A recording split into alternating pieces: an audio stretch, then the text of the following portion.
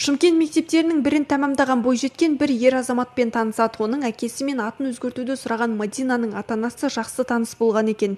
Бір-бірін ұнатқан олар шаңырақ көтеріп білім алу үшін Египетке аттанады.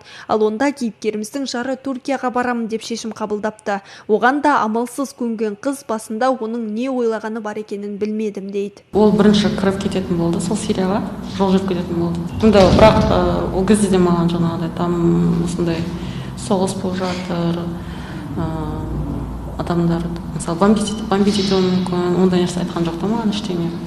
Досконально, ондай нәрсе түсіндірілген жоқ. Мен сол жаққа кетіп бара жатырмын деді. У нас даже обсуждение не было, сен барасың ба, бармайсың ба деп. Мен сама өзімде күйеуім қайта барады, сонда барам деген ниетпен жүрдім. Жолдасының артынан 20 күннен кейін Мадинада Сирияға жол тартты. Жарының ара-тұра ғана отбасына келетінін айтқан ол, 1,5 жылдан кейін күйеуінің қайтыс болғанын естіпті. Тіпті ол кезде қайда жерлегеннен де хабарсыз болдым дейді. Ол бір жерде охранник етіп тұрған кезде оны атып жүрген.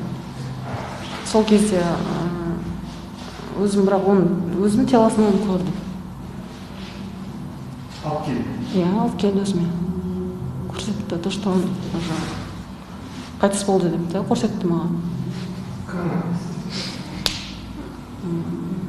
Өзімнің інісі болды, інісі алып келді. Күйеуімнің қазасынан кейін де аш қалған жоқпыз деген Мадина оған әлдекімдердің қол ұшын созып тұрғанын жеткізді.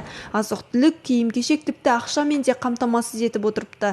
Және оның екінші рет тұрмысқа шығуын қалаған. Ал ол алғашында қарсы болғанымен кейіннен амалсыз көнген. Сөйтіп бір қазақ ер азаматтың екінші әйелі болуға келісім береді. Бірақ ол да 3 жылдан соң мерт болады.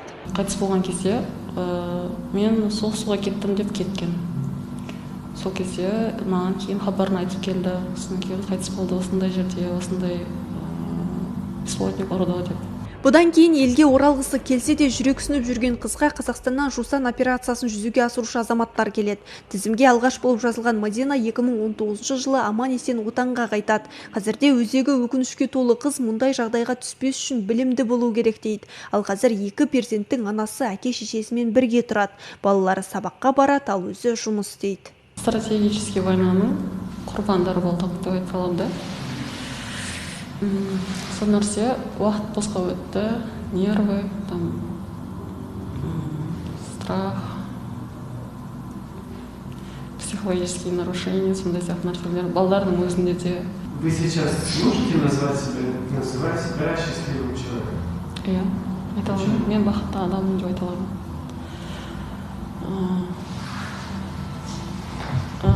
Ақ пен қараны ажыратып, денім сау, бала-шағаның дені сау, ер қатарлы өмір сүре аламын, бақыттымын.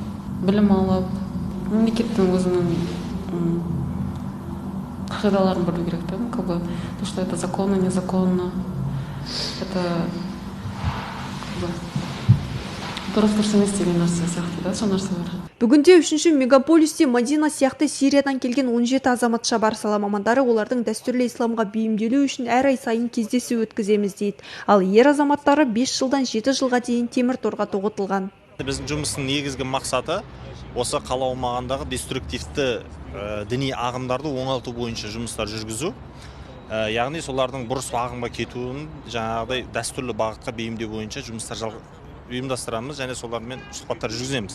Теологтардың айтуынша теріс діни ағымды насихаттаушылардың басым бөлігі оңтүстікте шоғырланған. Ал олардың арбауынан жастарды арашалап қалу үшін ата дініміздің артықшылықтары туралы ақпар беру арқылы діни сауатын арттыру керек дейді.